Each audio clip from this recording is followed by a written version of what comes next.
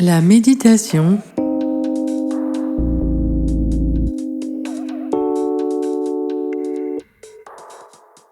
L'agression est très profondément enracinée. La colère ressemble au centre de la Terre. Il est en fusion depuis des années, des millénaires, et lorsqu'il est sur le point de faire une petite éruption à la surface de la Terre, c'est ça l'agression. Ne pas essayer de nous en débarrasser ni de l'inviter, c'est ce que nous appelons la voix. Des collections de saletés, de pierres, d'herbes, elle contient tout. Passion, agression, ignorance. Sans celle-ci, il n'y a pas de voie. Il ne sert donc à rien de construire une autoroute et de faire en sorte que tout soit lisse sous la voiture. C'est la différence entre la voie bouddhique et la voie matérialiste américaine.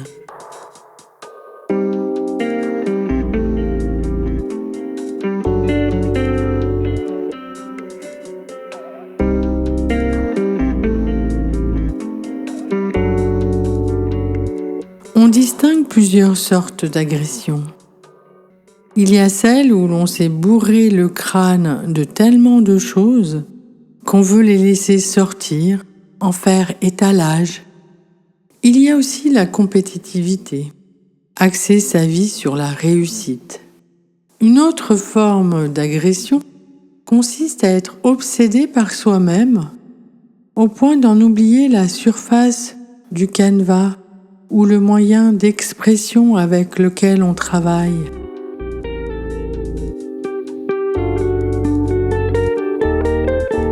Si bien qu'on perd le fil. En plus, il arrive souvent que l'art soit perçu comme une façon de se défouler. C'est une attitude tout à fait fausse. L'art ne doit pas être vu comme un exutoire. Je n'ai rien au programme, je me sens vaguement déprimé, pourquoi ne pas faire un peu de poterie? C'est une bonne idée.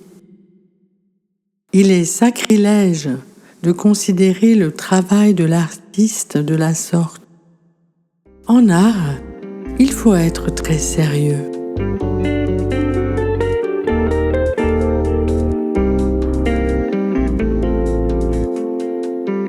L'art est illimité. On peut tout faire, transformer un bout de bois en baguette pour manger ou inventer toutes sortes de choses. Il n'est pas nécessaire d'être un professionnel pour passer à l'action, à moins de travailler avec quelque chose de complexe, comme un ordinateur. Il faut aussi rester ouvert à une façon de voir qui peut être très technique et très détaillée sur le plan des symboles et de l'espace, etc. Cela vient aussi de la méditation assise.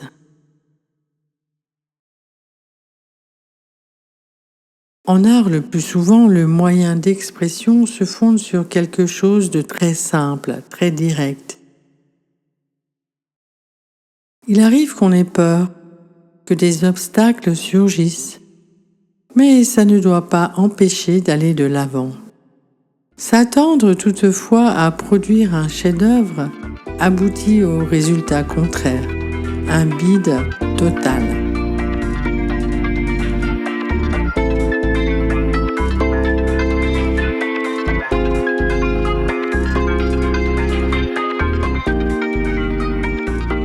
Lorsque l'on examine le rôle de la méditation assise dans la perception artistique, il faudrait comprendre en quoi la méditation modifie le rapport avec le monde.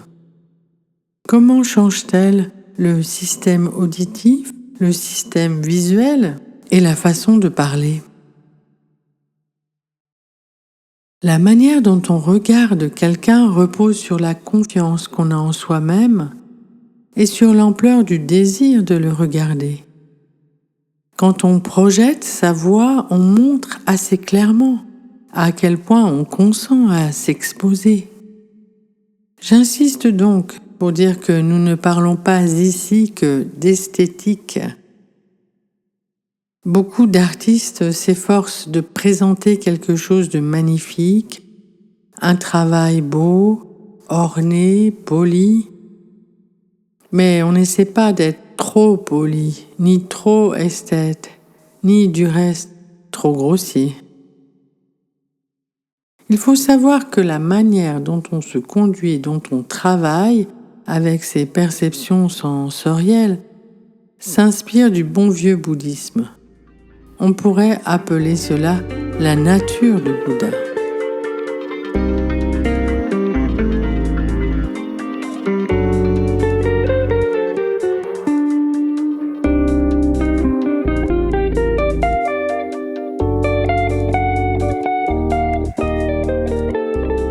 Pour commencer, l'important est de placer devant soi une feuille vierge, c'est-à-dire qu'on consent à s'ouvrir, à lâcher prise.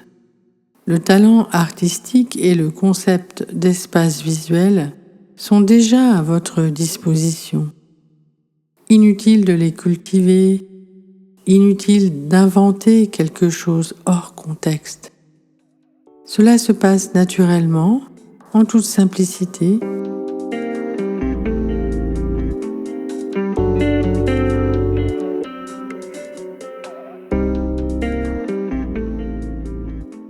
Selon le Tantra, l'art ne se réduit pas purement à une esthétique. Il s'agit plutôt d'une façon très simple d'aborder le talent et la perception artistique en tant que phénomène naturel. Cela revient à prêter davantage attention à l'espace autour de soi. C'est ainsi que nous faisons naître un sentiment de confiance. La confiance que l'espace existe sous nos yeux et qu'il n'exige rien. Le monde est libre, véritablement libre. Bien sûr, des questions et des hésitations surgissent tout au long de notre vie. Elles sont comme la feuille de papier blanc ou la toile. C'est à partir de ces hésitations qu'on fait le premier geste. Il se peut qu'on en fasse une peinture ou un dessin. On n'arrête pas de créer, de recréer. À chaque instant, on passe de l'image qu'on vient de créer à celle qu'on crée. C'est lié à la confiance. Il faut être extrêmement sensible et éveillé. Il est nécessaire également de faire les choses d'une façon délibérée, ce qui ne signifie pourtant pas faire intervenir son moi personnel. C'est purement le fruit de l'expérience et de l'inspiration.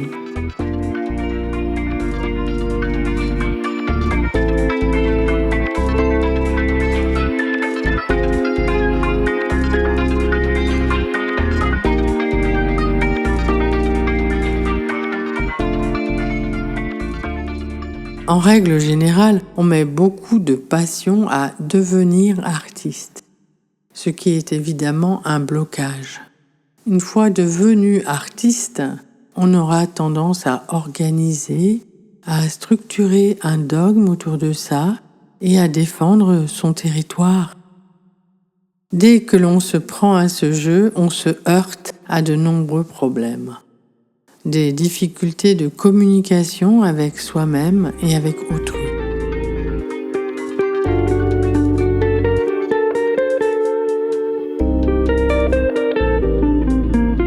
Certains artistes aiment l'excentricité. Impossible de l'approcher. Il est fou comme un artiste, rien à faire. Lorsque l'on tente de lui parler, ce type d'artiste reste muet. Il n'a que quelques amis choisis avec soin et il ne s'adressera à personne qui n'est pas d'accord avec ses lubies, son ego bien à lui. Ce type d'approche est bien connu et comme dans le monde spirituel on l'appelle le matérialisme spirituel, on pourrait dans ce cas parler de matérialisme artistique. Chez l'artiste, l'impatience peut créer un problème. car elle empêche de voir la feuille vierge ou la toile blanche devant soi. Tout le tableau est déjà peint ou dessiné, il n'y a donc rien à peindre, rien à dépasser, rien d'autre à créer. La vision de l'artiste est complètement de guingois, d'ailleurs, elle n'existe même pas. Il se peut qu'il invente quelque chose de force, inspiré par ses propres attentes ou celles de ses amis. Mais le résultat final sera de la camelote. L'expression crotte de chien serait plus juste dans ce cas.